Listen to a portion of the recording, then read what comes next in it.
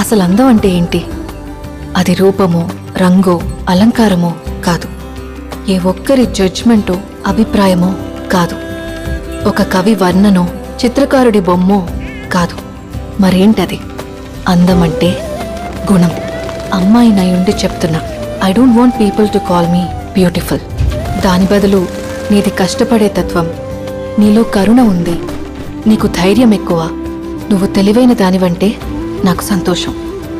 Address us by our qualities. MS Subbulakshmi అంటే భక్తి, అందం కాదు. మదర్ తెరెసా అంటే కరుణ, అందం కాదు. ఐన్ ర్యాండ్ అంటే తత్వం, అందం కాదు.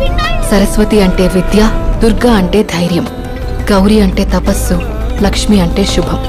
ఇలా ఏ దేవతనైనా ఆమె క్వాలిటీస్ కోసమే పూజిస్తారు, ఆమె అందం కోసం కాదు.